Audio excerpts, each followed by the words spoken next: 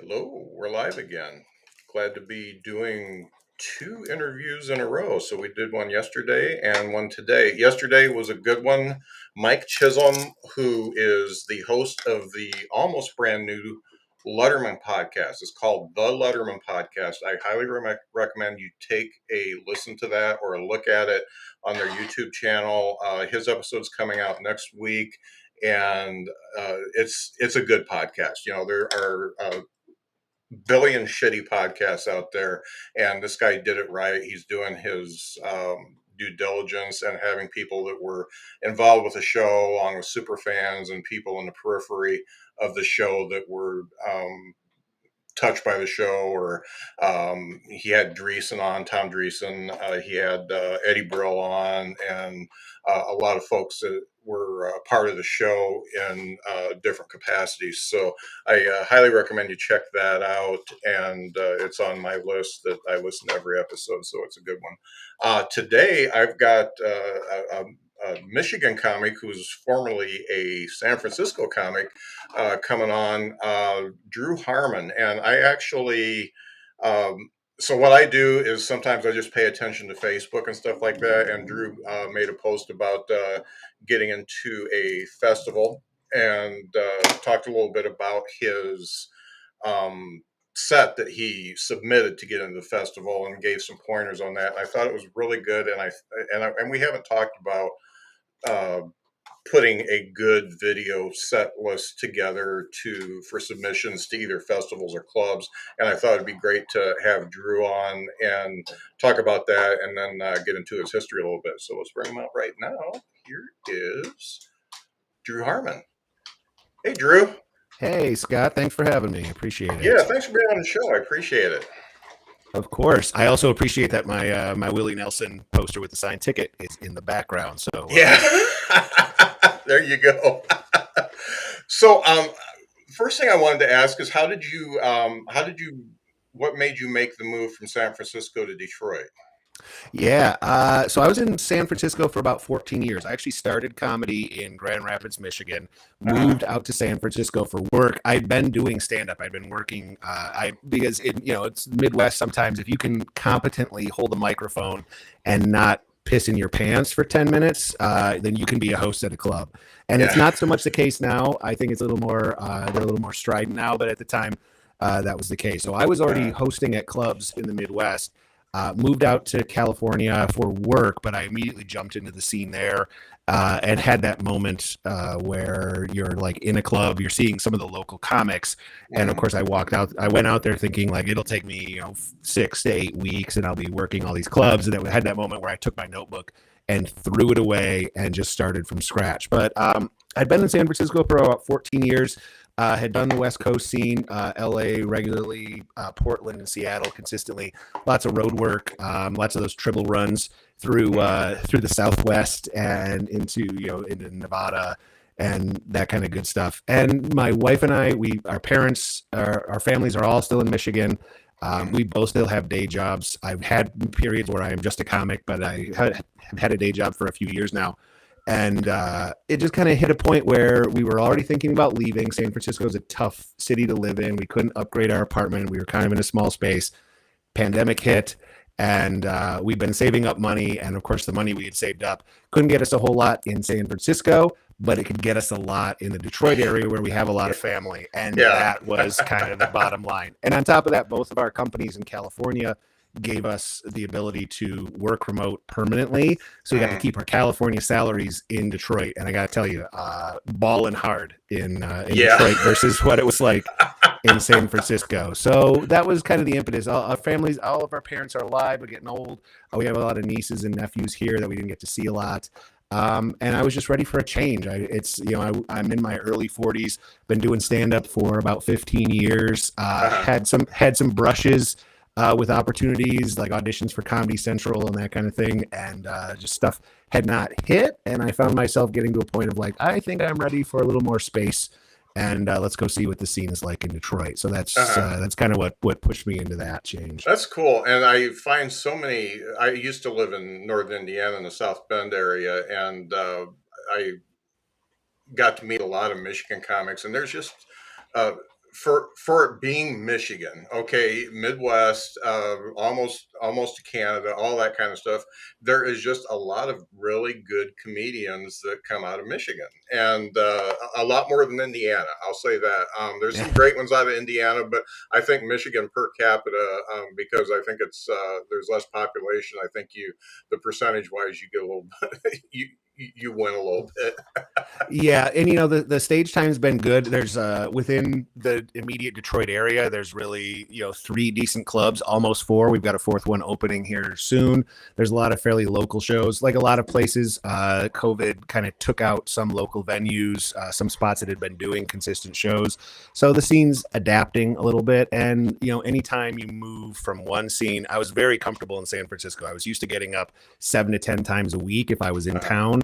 And I was at that point where you can walk into an open mic or a book showcase and get stage time pretty easily. And while folks here have been super nice and easy, and everyone's been very kind, I was still an unproven entity. So it's taking a little while to break into some spots. I'm in at all but one of the clubs here so far, but that's great. And you know what? It's also not so bad to kind of go through that process, auditioning, tightening up your set. You're back to like 5-minute sets. I found that some of my material got a little flabby. I was spoiled in being able to be, I'm going to do 10 sets this week. So I'm just going to like jot down a half thought out premise and then I'll just go up a bunch. Whereas now that's not the case for me. I need to be more thoughtful and take the writing a little more seriously, which has been great, which led to being a little more purpose driven when it comes to what's in my 5-minute set. I know that kind of thing, which has been good. It's a good exercise that I think most comics need to go through on a consistent basis, probably. Right. One thing, you are sounding a little crunchy, like there's a little bit of static. I don't know if that's your mic or if it's my headphones. I just want to make sure that you come through as clear as you can. Let me see. Maybe I'll try. Let me try switching over to a different. I have multiple mics here because I'm a crazy person. Let's see if that comes through. I know how you feel. Yeah. How's that coming through? Hit me again. Check. 1, 2. Checking. That's better. There's still a little bit of crunch. I don't know. Sometimes headphones do that, but just a little. And I just want to make sure you come through as clear as possible. Yeah, for sure. Yeah. And I think you're pretty good now. That mic was just crunching a little bit. And I do want to get to your working on your sets, and the reason I contacted you is because you got into the Asheville Comedy Festival, and some people had asked you about, how do you do that? And most comics know that you have to have a pretty good 5-minute set to send in there. And as I told you, I got to watch that 5-minute set a few times today, and it's really, really good. I mean, the amount of laughs are perfect. The pacing's perfect. I identified with a lot of the jokes, especially the Jefferson Starship joke. So because I'm old and I remember when it was Jefferson Airplane. So I really enjoyed that set. But in your post that I read, I read into it that you had to do a lot of work to get that set exactly how you wanted it. Can you go into what it took to get that the way you wanted it? Yeah, for sure. As a comic, and like I said, I'd gotten used to longer sets, and I typically on the road and at clubs, I'm doing feature sets, so you have more space to kind of putz around. But I decided to put some energy specifically towards let's get a really tight 5-minute set together. And so really it kind of came down to I want to have a beginning, middle, and end. I want to start out strong. I want to give a fairly good assessment of the variety of stuff that I'm able to talk about. I don't want to have it be just one topic the whole time, or just kind of bash into the same topic over and over again and kind of repeat the same themes. I want there to be some variation there. So there's a little something for everybody, while it still combines, my general view on everything. So it kind of came down to, for me, my writing process has always been start with the basic concept and then flesh it out, like set up punchline, and then see if that hits. If that hits, then you start to expand on that and look for the other ideas to add in there. But what always happens for me is it expands and expands and expands, and a bit goes from 45 seconds to 3 or 4 minutes. Yeah. And then that's the real hard part is, okay, now can we edit it down so I can fit this so it's a minute 45, minute 30 maximum. And with that set, it kind of came down to I struggled including there's a part about Spirit Airlines, and I struggle even doing an airline joke because it's old school. It's like straight out of the 80s, like sports coat with the sleeves rolled up. However, I really enjoy my take on it, and audiences continue to have it hit. But I'll tell you, the editing process, the initial line I wrote that began the Spirit Airlines joke, that when I first did the joke was kind of the whole impetus for the writing it. That's the bit that ended up getting cut out. That's the part that I don't do anymore. Is I would I recorded it as part of the set a few times, and when I was watching and reviewing the set, I realized that's the part that hits the least. That's the smallest laugh of the whole joke. And it doesn't drive the joke anywhere else. And I decided it was my favorite line, but I pulled it out, and then all of a sudden it hits harder and it smooths easier. It kind of goes easier into the next bit.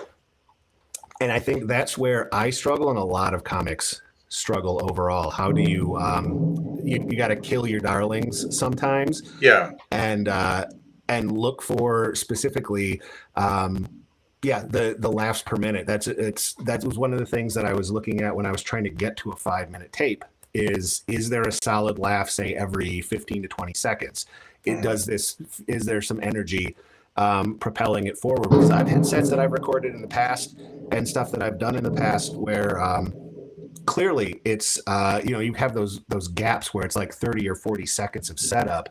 And if you're expecting a booker or a festival person who's reviewing tapes to sit through that stuff, I know for a fact they're gonna tune out, and rightfully so. And if it comes down to, unless it's genius, unless it is 100% pure genius, they are gonna eventually tune out or drop off. And if it comes down to you and someone else who has 15, 20 seconds between laughs, they're gonna go with the person who's getting more laughs. That's just how comedy works. Again, unless you're a genius. I don't want to. I'm sure there's folks who are like, "Who the hell is this guy?" And you're correct. You're not wrong.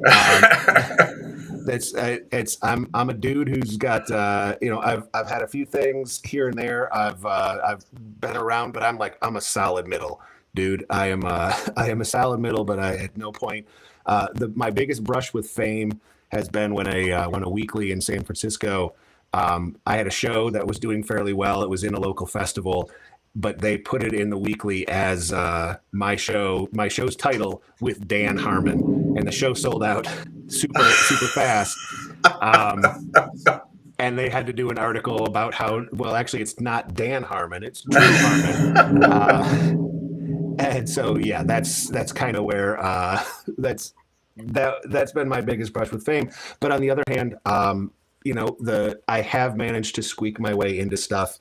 And I managed to be around, and I've managed to get attention from bookers and other festivals, and I've got a better track record than most, let's say. So I've kind of seen the process, watched other comics go through what works and what doesn't, and this is just what's worked for me. Is you just have to. I think as comics, we try to find the secret ingredient. One of the reasons for the post was comics were congratulating me on getting in, and that's great. That's super nice. But then I had a handful of comics who started asking, "What did you use to record it? What was the secret of? Did you use a 4K camera? Or are you using a secondary audio source?" They're going into the production value of the piece versus the writing process.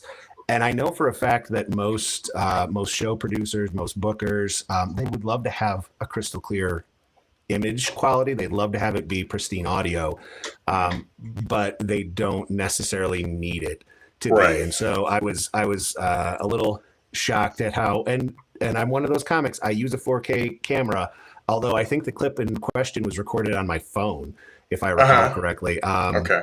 And I got the audio on my Apple Watch, and that worked just fine. Oh, it really just that's cool. Yeah. Yeah.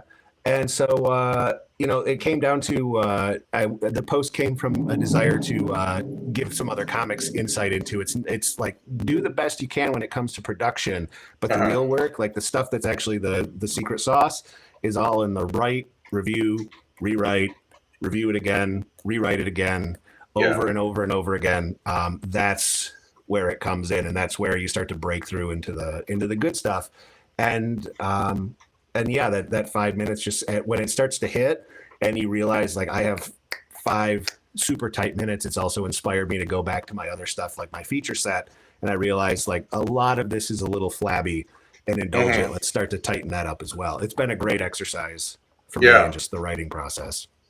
And really, you can, and folks, don't mind the thunderstorm I got going on if you can hear it. I've got hail like the size of quarters coming down right now. But and I know myself, watching my own stuff and analyzing myself, you're one of two people. You either look at it and say, hey, this is all comedy gold, I love it, and that means your ego needs to be looked at, or you look at it like me and this is all shit and I don't ever want to see it again and I don't ever want to say it again.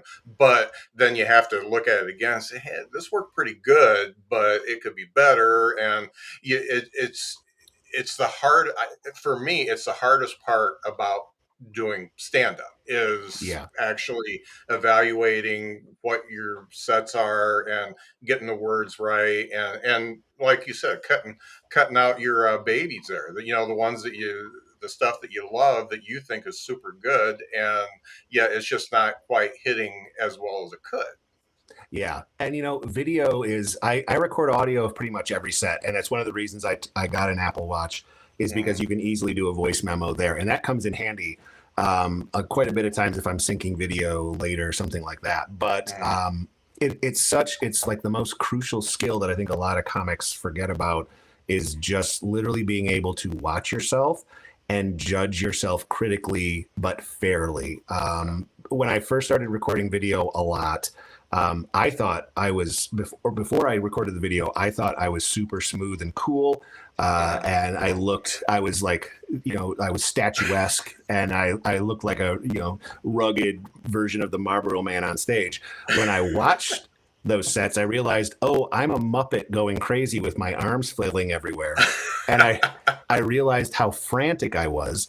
And it wasn't necessarily that the material was bad. It was just I was performing it in such a frantic way that I would sometimes come off stage wondering, like, am I that out of shape? I'm sweating so much. And then I watch the video. I'm like, oh, it's because I'm a tense ball of anxiety the entire time. I need to calm down.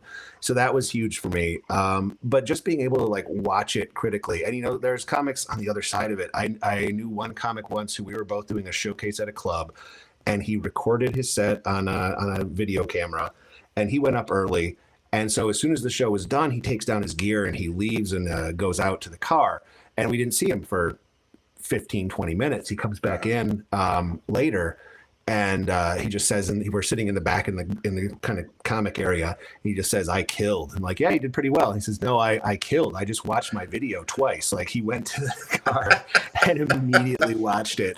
And that's also a level of narcissism that there's plenty of comics who do that, where it's just, they can't honestly critique themselves or listen to the reaction honestly. And I've seen that over and over and over again. I'm guilty of it as well. It feels, if you don't watch the set, it feels different on stage than it does if you get a few laughs on while you're on stage in certain kinds of room. It feels like you're crushing, but then you watch the video and you're like, oh no, I got that table, but the rest of the room was not on board with any of that. And it's just such a critical skill, but it's also like fairly and honestly critiquing your material.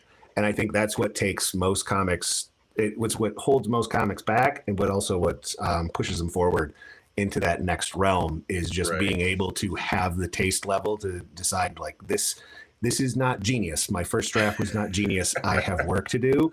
And that's what everyone I've known who's like pushed ahead into those higher levels works on material and their every aspect of their performance with such intensity that that's one of those things that whenever I get soft and flabby, I think of my friends who have done late night spots and gone through that editing process with the producers. And I watched one of my friends, I think he recorded the same set 200 times, making minor changes every single time to get on James Corden. And to see that level of work for a 5-minute spot is just wild. But he went on and he killed, and it led to other things, as it should. Yeah. And a lot of people make the mistake, and I made this mistake, was, I did get a decent 5 minutes put together, and it was, I would say it's okay. And it was enough that I felt like I deserved to be up there. But then I felt I had to expand it, and I had to get more minutes and more minutes and get up to 15 and get it up to 20, where the 5 minutes that I originally did should have been honed better before I went on.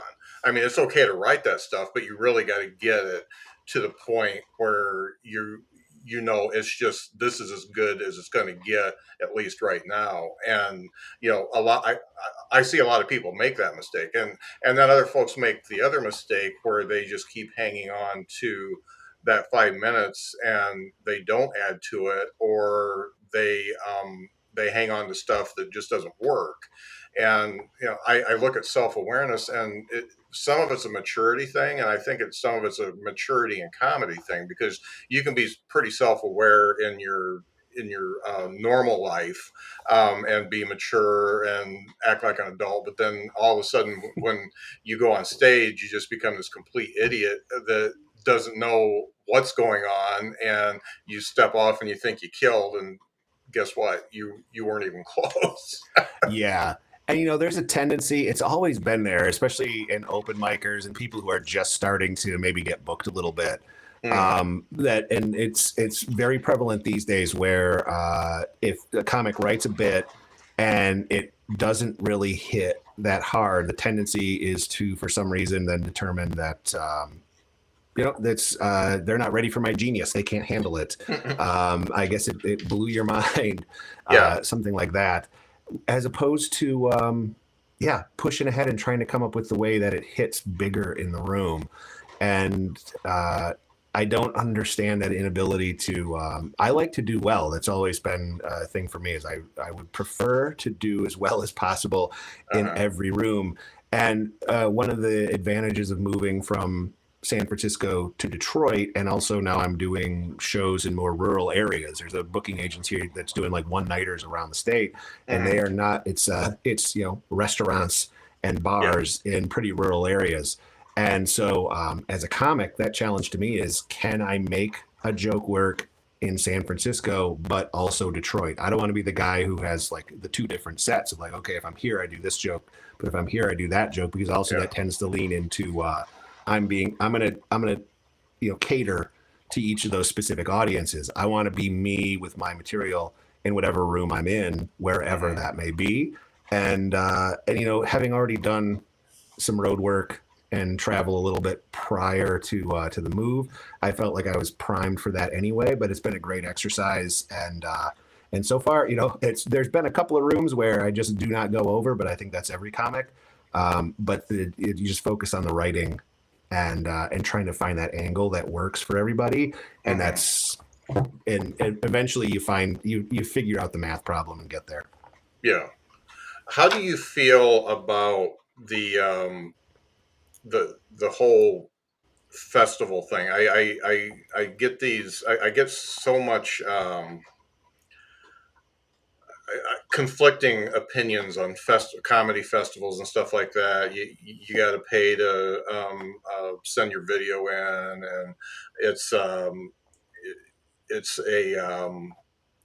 it's just a way to fill in spots for the headliners you got coming in. But on the other hand, I see people, they say, well, there's industry people at every single one of these, and you should definitely get into as many as you can. What's your feeling on that? Yeah, and that's a great question, especially for newer comics, because there are festivals that are not going to benefit you as a comic. But early on, it really comes down to stage time and being able to practice in certain areas. So bottom line, what I have found with festivals is I've done them and then I've gone back and forth on whether it's good or not. For me personally, it comes down to do the festivals that either have a good reputation or are in a place where you would like to perform. But I would urge everyone to look for the ones with a better reputation, but understand going into it. This is not going to be your big break. You're not going to have Mr. Hollywood show up with a cigar, chomping and coming in and like, you got something special, kid. I'm getting you on my private jet and flying you out right now. That's not going to happen. I have had that expectation. I have had moments where it's like, oh, so-and-so is here. Or somebody from such and such is here.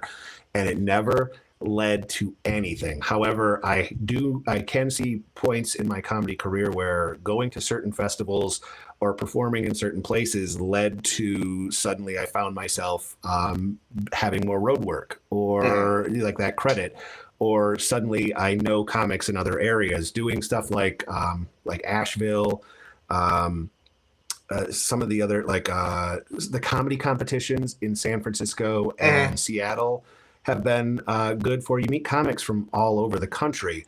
And really what you end up doing is you start to, as you're kind of building up your portfolio of the comics that you know across the country. And the nice thing now is that wherever I'm going, if my wife and I decide we're going to go visit family somewhere or we're going to take a trip, we can I can find stage time for a night or two in any spot. Or I might have an in at a club in an area where I'd like to go do a week or something. So you start to build those connections, and also just traveling to other places. It's good to put some miles on your jokes. Just getting, I know a lot of comics who have either never been on an airplane for comedy, or they've barely driven across state lines to do stand up. And you can kind of tell, and especially if a comic is based in a very specific area and they stay in that area for a long period of time. And this is as true in like Florida as it is in New Orleans, as it is in San Francisco, as it is in New York and LA. Comics develop that callus for that specific area. They develop that material and they can crush. And I see the same thing happen to comics who only, like, if a comic gets a successful room, if they build a good room and they're doing like 1 or 2 nights a week at that room, and they start to like, well, no, I've got all the comedy I need to do. I'm just going to stay here. And then they venture out, and it's like a house cat suddenly having to catch their own food again. I've seen comics from LA travel to like do a festival in Portland. It's their first time out of LA, and they just bomb. I've seen comics from New York go and do like shows in Chicago, and it's that, for whatever reason, that abrasive New York tone that they're just so used to. Like they're used to that, Mad Max, one comic enters, nobody leaves energy, and it just kind of abrasively doesn't go over well. And it can happen anywhere. Even here in Michigan, I see comics from the west side of the state who never travel east, and comics from east who never go over to the west. And when they finally do, they bomb, and they're like, "Well, that side of the state sucks." I'm like, no, it doesn't. It's just you don't know how to work the 3 rooms that you keep hitting all the time. Right. You gotta mix it up. So festivals, if you can afford it, do it, but don't look at it as this is my big break. This is where I'm gonna have a Netflix special by the end of the year. Once I do that, look at it as an opportunity to meet some other comics, perform on some different stages, but also set your boundaries for what you're expecting to get out of it. I had one festival before COVID that I was accepted into. I accepted the invite. I got the itinerary for the shows, and they put me on 2 shows. They were both in a bar at the town that the festival was happening in, and the bar seats about 50 people. But they had a club and another larger venue where they were doing other shows. And so I reached out to one of the main producers and said, this is not worth the plane ticket and hotel. for me to put this expenditure in to come do bar shows. I can do bar shows where I'm at right now. I would like to be on one of those, and they never got back to me. And so a week later, I canceled the booking, and then they responded back and said, well, if we'd known it was such a big deal, we would have put you on one of the other shows. I'm like, I said it was a big deal, but that you set those boundaries and what you expect out of it. Don't fly around and blow all your money just to go do bar shows. Make a goal of what you want to get out of it, and stick to that. And if you're not going to get what you need out of it, then don't feel too bad about not showing up or canceling. There's always another comic who is more than happy to take that spot. So yeah. You talked about Portland, and from everything I hear, because I don't travel, and I've only been part of two local scenes, one in South Bend and one in Huntsville, where I live now, and I do see that. And one of the things that I notice is, people get so wrapped up in the drama of their scene that they forget what their ultimate goal is. And then on the other hand, I see people who don't get into it, and they're just nice to everybody, and they do their stuff, and then they get out and don't start fights or anything like that. And those are the ones that I see moving ahead quicker, and actually getting out and getting some feature work and getting on shows and showcases and stuff like that much quicker than the ones that are just more about the politics and stuff like that. And you never know what their actual goal is. One thing that I learned, being in business as long as I have, is you have to say what your goal is, and you have to be realistic about your goal, and yet make it hard enough that you have to work for it. And in comedy, I think it's exactly the same thing. And if you don't have your eye on the prize, you are really doing yourself a disservice in your act and what you want to do with your life. So, even with the podcast, and when I do go out and do comedy and stuff like that, I do make a little goal for myself. I want to get this many laughs. I want to make this joke better. I want to do this, and I do that rather than think about what are the other people doing. Yeah, it's comedy should always be. I've always thought that comedy should be on some level a bit competitive, but don't be a dick about it. Like whenever I do any show, I'm sitting there as a comic I watch the rest of the show as much as possible. And I'm always in my head thinking, I did better than that person, but then they did better than me, and they closed really strong. And you look at that, but it's not so, it's more about, I don't think it necessarily like I'm trying to beat the other comics. It comes down to competitively, how do I make myself better? And that's always the goal. Like, how do I make that joke better? How do I close stronger? This person, I feel like their jokes weren't as good, but they built a really strong connection with that audience, way stronger than me. And more people are coming up to them after than are coming up to me. I'm just standing here. They're just like, hey, what's up? And then they go and talk to this person that they had a really big connection with. Is it their material? Is it their stage persona? Is it the way they carry themselves? All of that stuff makes a difference. And so you have to think of it that way. And it's the comedy scene drama and the person who's like very detached from it. I've been both of those people, and being mired in the drama and getting a reputation as being a person who talks behind people's back is never a good thing. And also I feel like it ends up being the kind of situation, I call it playing comic, where a person they start out doing stand-up, they kind of stick to their area, they most likely get their own bar show or something they book, so then other people will book them back. But they get really into the lifestyle of like, I'm out 4 or 5 nights a week, I'm drinking all the time, I'm out doing shows, I have a really strong opinion about what this local comic did or what this local comic did or how they run their local show. But again, they don't expand out very much, and they get kind of stuck.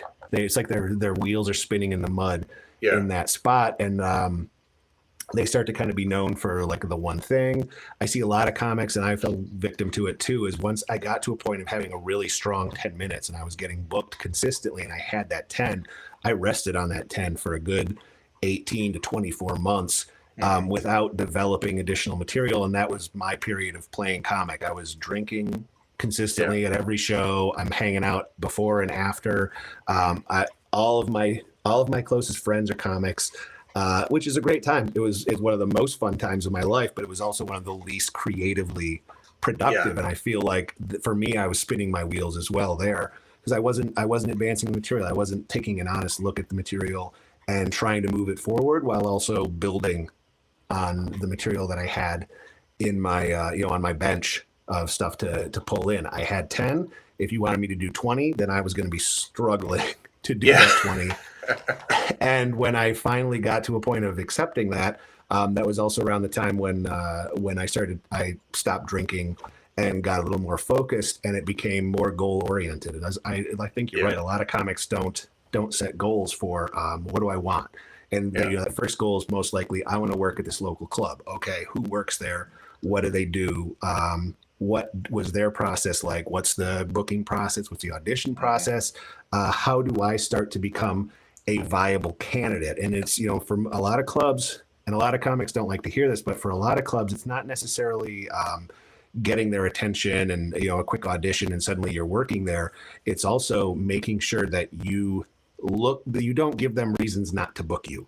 And a lot of comics provide a lot of reasons to like, well, they're funny on stage, but I heard they did this at this other show, or I heard they go on stage drunk a lot. All of that kind of stuff. It's a lot of clubs. It takes a bit longer to get in there because they're just making sure you're not crazy. And so that's the first goal, is like, how do I respect this as a business and present myself as somebody who is viable, that I'm going to show up. I'm going to be reliable on stage. I'm going to be funny. I'm not going to cause any problems. And I'm not saying necessarily like play it super safe with your material. I'm saying be a professional. And the best clubs in the country all are very supportive of all sorts of material, but they also are most likely to book comics that they know are going to respect the club and aren't going in specifically to cause problems with their audience. In the end, we're still selling drinks and chicken fingers. That's kind of what the whole deal is. And that attitude, there are thousands upon thousands of people that are good enough to be on showcases. They've got a good 10 or 15, or they're really good hosts. They've been hosting, but they haven't been able to make that leap into the feature part. And everything that you're talking about, being nice, being respectful of the club, and having good material, all that kind of stuff has to really play into the fact that people want you to feature, because they know that this is gonna Drew's gonna show up. He's gonna do good. The crowd's not gonna be pissed off when I get on stage, and it's gonna be a good experience for me because my feature's good. Yeah, it's becoming, when I first started hosting, I remember the moment, because the club everyone wants to get into in the Bay Area is the Punchline in San Francisco. That's the club, and it took me forever to get in there. I got my audition, passed it the first time, and my first week I was hosting for Ricky Velez, and I thought, I walked into that club. I'd done other club weeks before, but I thought this is it. I'm here. I belong here. I am so good. It's time. And of course, like a lot of comics, I hit that moment and I thought I will be featuring here within a year or two at most. And that first night on stage at the Punchline, watching the feature, David Bory, he's got a Conan clip. If you don't know David, Bory is Gborie. David is David started in San Francisco. He's in LA now. He's done a bunch of stuff, but watching David feature, and David's like 10 years younger than me. He's one of those comics who he went from host to feature for Live Nation in the Bay Area super fast, just because he's so funny. Mm-hmm. And to watch him do the work, I had another one of those moments where it's like I took my notebook and threw it away. I'm like, I am barely eking out 15 minutes of decent material here. David's crushing for 30 just effortlessly. And it makes I started to pay close attention to that. And I just, I was supposed to get my feature audition there in, I think it was April of 2020. We all know how that went. I went back and passed to feature there in the future. It's like, that was one of my big comedy goals. And when I left San Francisco, I was a little emotional. Like, I haven't done that yet, but they were nice enough to invite me back to do a week and do an audition. And I'm heading back to feature there for Mary Lynn Reichkop in September. So I'm very excited. Also, Mr. Show was big for me. So this is it's all sorts of stuff coming together. Wow. But yeah, it's like the feature spot it's the easiest spot, I will say. Typically, it's super comfy for any comics who are wondering, is featuring better? It's so much better. The hosting is a lot of work. And a lot of clubs make the host also have to deal with all the logistics of, you got to put your name in this bucket, and we're going to do this drawing, and here's all this information about hotels and snacks and all that stuff.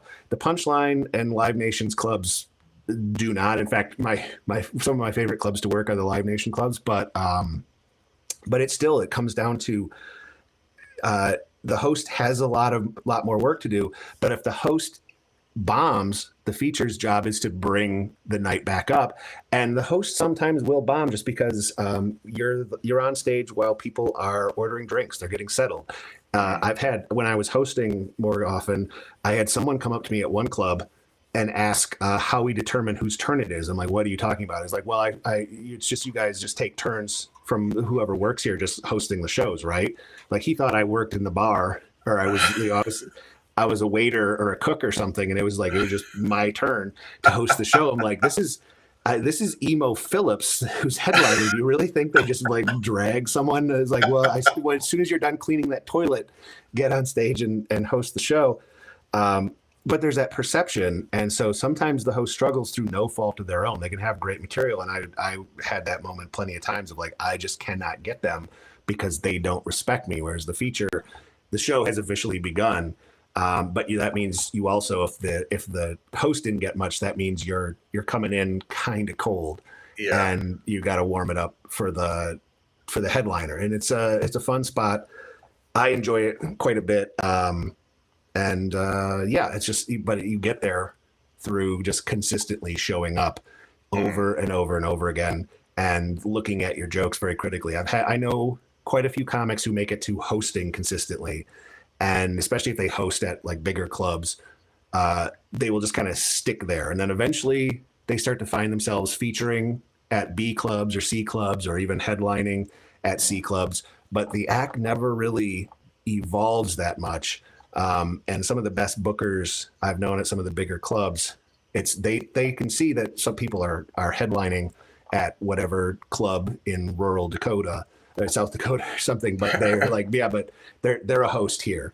Right. Yeah. And that's just, I know I can think of, I was going to give an anecdote, but I immediately realized that I would be easy to Google who I was talking about. So I'm not going to, because they're a very lovely person, but it was, a booker, when a booker friend gave me an anecdote about something like that. And it all comes down to, just try to be a professional. It's still a business, and it comes down to, do the work when it comes to the material. Don't focus so much on the production value. Just if you have a 4K camera, it's only going to get your mediocre set in sparkling quality. Yeah. If the material is not good. I want to back up a little bit, because you mentioned early on that you recognized that you were just a ball of energy up there because you were nervous and all that. And it's one thing to recognize it. Did you take any steps to actually be so mindful when you're up there that you you were able to tone that down? And if so, how did you do that? Yeah. So I started to have just simple little things that I little steps in the act or during my sets that I would try to remind myself to do consistently. Big one was whenever I had a joke that I believed was the punchline, whether it hit or not, especially early on, when the laugh was happening, take a break, take a beat, and take a breath. Yeah. And I would keep repeating to myself, slow down. And I put a lot of effort into enunciating more clearly, and just kind of making sure that I was realizing two things when I was watching those videos of me just being frantic. One was I was working myself up into a lather, and I was coming off stage just drenched in sweat, which is just disgusting. Like I can remember coming off stage from a 10-minute set in a room that was not warm, just drenched in my shirt soaked through. It was disgusting. But I also, watching it, realized that there were good punchlines in the act.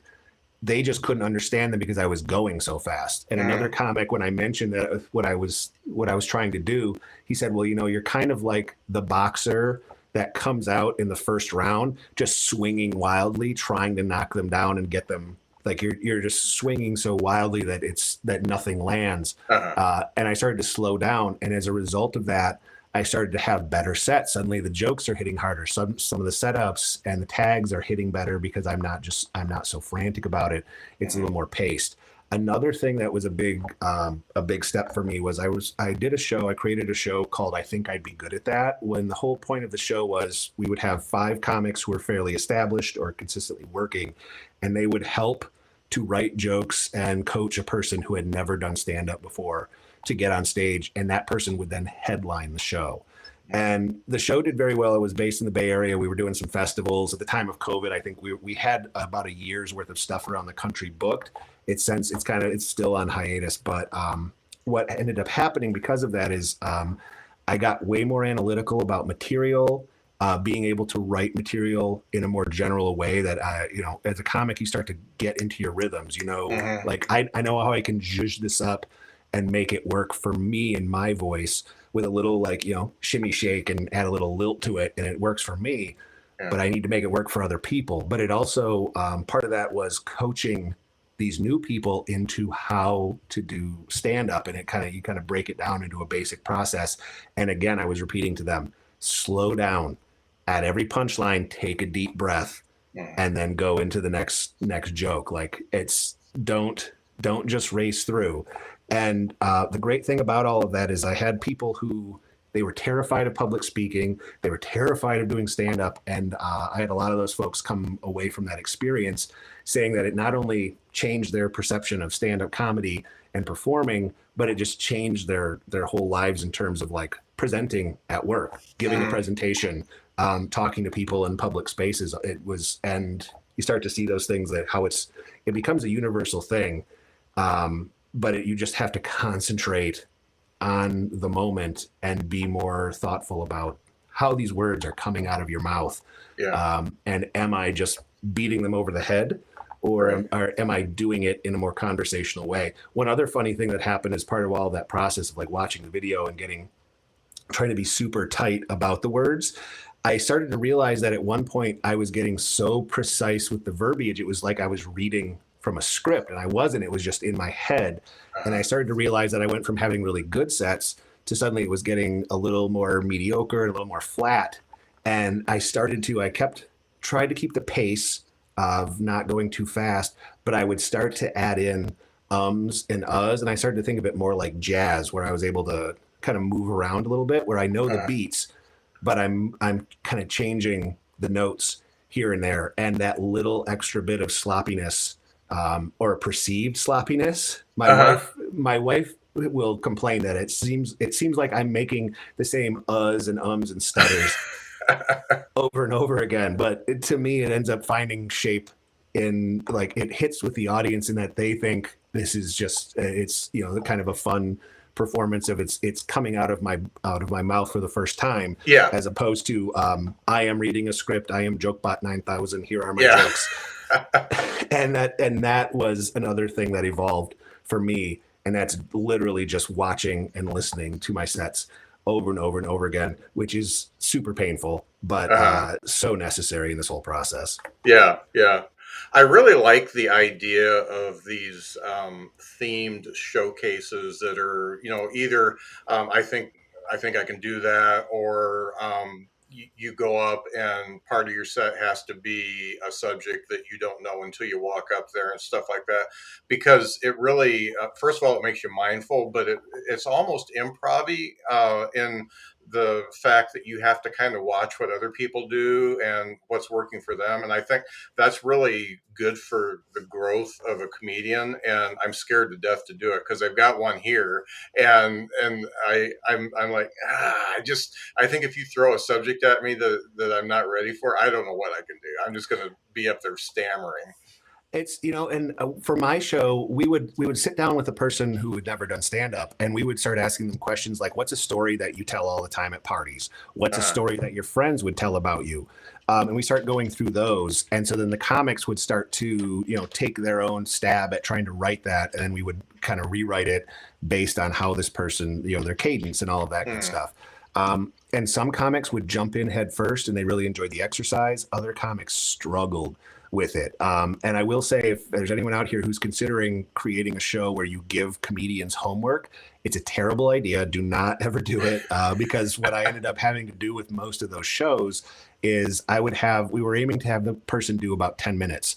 And I would end up getting about 3 or 4 minutes worth of usable jokes Yeah. from the comics and on most of those shows. So I ended up having to write most of the set, which was good and bad. On one hand, it really is lame that you have to sit down and try to write 6 or 7 minutes worth of jokes for a person with then this and the show's happening in like a week, and like this has to be good on the first try. On the other hand, I did get good at it, and it affected my ability to write for myself. Like Uh, it's I like I had said earlier in the show, I'd gotten sloppy. I'd gotten used to a lot of stage time, and so I would just write on stage or I would edit on stage. And there's a period where I never wrote anything in a notebook or wrote it down anywhere. It was just in my head, and I would know like the title of a joke, and I would just kind of use that over and over again, but it would just kind of modify. Going through that exercise and writing a little more thoughtfully ended up meaning that in writing for other people and for another person and having to coach them into here's how you tell this joke, it made me a lot more analytical about the process hmm. of performing stand up and writing stand up, and that's been a continues to be a huge asset for me. Stage time is not as prevalent as it once was for me here by design. I didn't come to Detroit to get super famous, but and be on stage every night. Hmm. But when I do go out 2 or 3 nights a week, I'm much more purpose driven about what I'm doing on stage, and the joke is a lot more fleshed out than it Yeah. used to be. It's not as I like to say the joke is now wearing jeans as opposed to the sweatpants it was a few years ago. And when you get to a certain age, you just realize that you've got so much time left, and you don't want to waste that time at a show or a mic or something like that, doing something that doesn't give you anything back.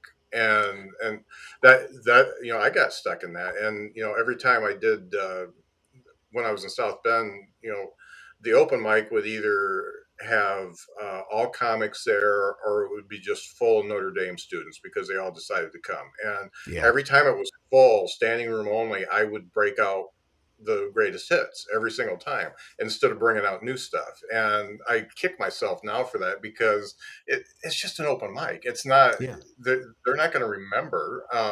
And uh, I could have grown a lot quicker because it was full of Notre Dame students more often than not, and I could have grown a lot quicker if I just would have sandwiched in some new stuff and not just bring out the greatest hits every time. But yeah, it's a learning process, and looking back, you can see all the things you did wrong, but you also have to be able to look forward too. I so I haven't gotten into this yet. Why did you even start doing stand up? So I grew up in a family. I like to say we were carny folk. My Uh, father was in bands. My entire life still is in a band. And of course, then I got dragged into playing drums and bass at some point in a band with him. And I was in theater in high school, and I always enjoyed performing. And I'd always been kind of intrigued by stand up. There's at some point we were at some family thing, and I was like 12 or something. It was karaoke, And I went up and I told him I just wanted to tell jokes. And I tried to tell jokes in like a bar setting with a bunch of adults early some Saturday night. Anyway, just from an early age, I was kind of intrigued by it. And I'd always really enjoyed stand-up. And then it was Dave Attell's Insomniac show on Comedy Central was the first time where I was like, that looks like fun. Like it's like you just get to travel around, and it, at the time drinking was something that attracted me. And you get to travel around the country and the world and have fun. And then Mr. Show was like the moment for me of like, I enjoyed Kids in the Hall. I'd always watched SNL, but Mr. Show was the first time where I was like, oh, I can see the wheels turning behind the purpose of these jokes. That was big. And then the Comedians of Comedy, when that hit, of Patton Oswalt and Brian Posehn and Galifianakis and Maria Bamford were all like, they're all unique comics, but they were just super funny. And to see like touring around and just doing it at bars and small theaters and stuff like that. And that was finally the moment. And what happened for me was I graduated from college with the intent to work in journalism, which I still am angry that my college took my money to get that degree. But I didn't. I started working in radio, and I was working at one radio company. I had gotten the promotion, and then almost immediately they laid off everyone at that particular office. And I managed to get a decent severance out of it because I had just been, we just signed papers, gotten a contract, all that good stuff. And so I just managed to get a good severance out of it. I've been talking about stand-up forever. And my then fiance, now wife, to this day, she still regrets it. But she said, we got a little money. You've got some time. Why don't you go just try the stand-up thing? Just go try it and just see how it is. And I think she had the expectation that, like a lot of things and a lot of people, I would go do it once or twice, kind of get the taste out of my mouth, and then go back to normal life. And I signed up for my first club open mic, did that. I was the best open micer by far, which is not saying a lot, but I had a pretty solid set, and walked out of that night just like, oh, I'm doing this for a while. And it's just been that ever since. That's cool. That's kind of my story. My wife kind of helped push me into doing it too. And it's the bad part was I drug her to all the open mics when I first started. And, I'd ask her one question, was I the worst? And as long as I wasn't the worst, I'd keep going. And sometimes I was close. My wife went to a lot of them early on, and then she went to, when I started to get work at clubs, she would come to some of that. And then at some point she hit that wall that a lot of wives do, understandably. She was like, I'll go to the big ones at the places I like, that have the food and drinks that I like. That's the one I'll go to. And I respect her for it. She has, and there's been moments where like I was hanging out at the Punchline on a New Year's Eve, and Doug Benson showed up. I'm not a big fan. I'm not a big pot smoker. My wife does tend to enjoy it. But then Doug Benson is standing there, and he's like, "Hey, do you want to smoke a joint?" I'm like, "Well, of course I'm going to smoke a joint with Doug Benson."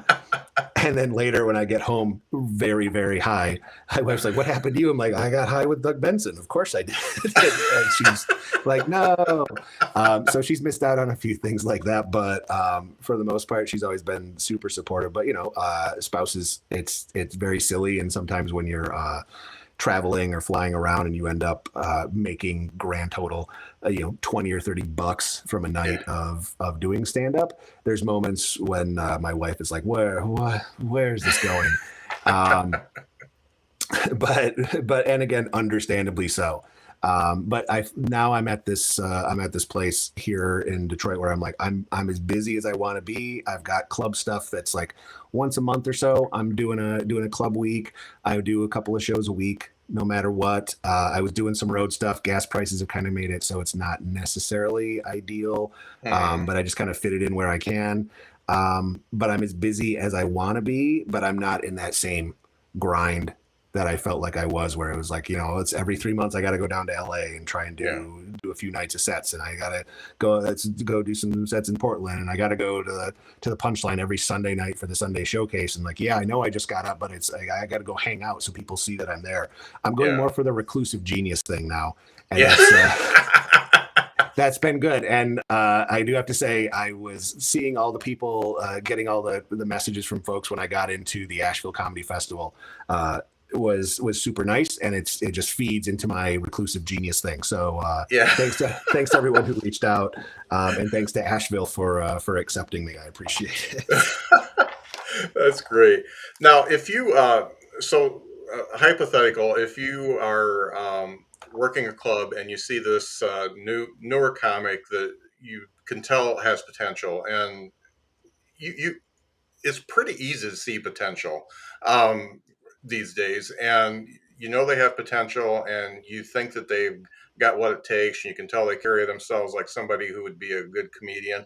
What would you recommend that they do in their first year to get them to where they want to be quicker? So first thing I would recommend is find the closest club and start hanging out there as often as possible. Do not be in the way. Learn people's names and stay out of the way, but just be there and figure out what their process is and make that your goal, to be getting on stage consistently and to be past and working that club. The other thing I would recommend is start your own show. Find a decent venue with good conditions. I'm not saying, I see a lot of comics that start shows that are just an awful bar spot. The layout is not correct. It's an awful setup for a comedy show, but they'll just do it just because they're just so desperate to have a show. Make sure the logistics are right. And as a new comic, you're going to figure out what's right and wrong as you do those shows. And also, if it's not right, be okay with letting stuff go and finding another venue. Don't just hold on to it's either. In every town there's some really crappy show that everyone says that show sucks, but yeah, it's every Tuesday if you want to do a set. Don't be that show. So create a better show. But while all of that's happening, your number one goal shouldn't necessarily be to just be getting past and trying to get work. The big thing in that first year is that get on stage as much as possible. Record your sets. I would say in the first year, audio. Just focus on audio. Record it with your phone, and then listen back to every single set, and consume as much comedy as you can. Don't be the person who stands outside smoking a cigarette, or if the comedy's happening in another room, you're in the other room. You're at the bar getting drunk. Watch the other comics as much as possible, because you do start to learn what to do and what not to do. And you'll see the comics who are getting work in the area. You'll see what they're doing. And then you'll see the guys who, like, they've been doing it 10 years, but they've been an open micer that whole time. And you can start to figure out, like, oh, that's why that person doesn't get any work. So watch that stuff. But also, you got Netflix, YouTube, you got all these other spots to consume as much comedy as possible. And then compare yourself. Think of it as competitive, but always competitive with yourself. Don't start battles with other comics. Don't judge other comics. It's always about you. You can point out what especially in the local scene, you can point out what other people are doing wrong all the time. It doesn't make any difference in regards to what you're doing. And I can speak from experience and conversations I've had with bookers at clubs. They don't necessarily think of it as one comic versus the other. They're trying to find the right pieces to fit in whatever show they're booking. So it's a rich pastiche of different colors and options. So you might be a guy who's like, might be a chubby white guy with a beard who talks about Spider-Man, and there's another chubby white guy with a beard, but it's all about craft beer and his wife. It's two different things, and a booker is going to look at those analytically as different pieces of a puzzle to put together on the show. So don't think of it necessarily as competitive against other comics. Just always try to push yourself, and not don't start shit with other comics. And if at all possible, don't date other comics. I've seen that implode enough times. Do whatever you can to just squash that early. I've seen some of that too, and it's I'm just glad I didn't start when I was so young and stupid, because I know I would have made all those mistakes and probably worse than anybody else. Oh yeah, and I can say that, and I was married when I started to get in, or I was engaged when I got into comedy. So my wife's been with me through the whole thing. So I've never been that person, but I've watched it happen with so many of my friends. And I do know a couple of successful comedy relationships of people who are, who have managed to make it work. But that's definitely the minority. Yeah. It's an anomaly. Well, Drew, thank you so much for being on the show. Where can folks find you on the internet, and where are you going to be here in the next few weeks? Yeah, depending on when this airs, check out drewharmon.com, just DREWHARMON. That has all my latest show information, all of that good stuff. I've got some local shows around Detroit and Michigan here for the next month or so. And then in August, I'll be in Asheville, North Carolina. A month after that, I'll be in San Francisco. And off the top of my head, I think in July I'm going to be in Chicago for a couple of days. I'll make sure that it'll all be on my website, drewharmon.com, and you can also find me on Twitter. That is at Drew Harmon, just my name, nothing crazy, just at Drew Harmon. So check all that stuff out, and I will be in a town near you hopefully soon. Great. Well, I did really enjoy that set, and folks, I'm going to put that set in the show notes so you can take a look at it. And I think it's a good 101 on how to put a set together to get in the clubs and festivals and stuff like that. So I think you did a really good job with it. Thank you. And also, I think I titled that one Short Set.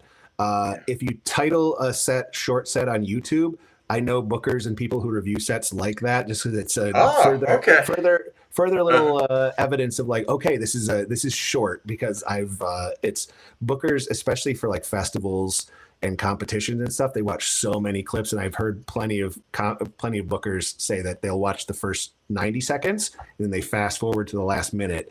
Yeah, and that's all they need most of the time. If you title it Short Set, people are more likely to, the time's there on YouTube, but they just like that reassurance. That's it's cool. Like, okay, this is short. And that's funny, because I made a note of that when I was watching it. I thought, that's a pretty cool name, Short Set. If I was a booker, that's what I'd want to see. So that's cool. Yeah, great. Well, thanks so much for being on the show. I feel like I interrogated you a little bit here today, but I had specific things I wanted to know, and you gave me all the answers, so I appreciate that. Thank you for having me on. It didn't feel like an interrogation at all. This was a great chance to chat. I hope people got something out of it, even if I am understandably not that big of a deal. But I hope folks got out of it. I wish everyone the best of luck. We're all going to make it, guys. We're all going to make it. Thanks so much, Drew. Thank you, Scott. All right, we're done.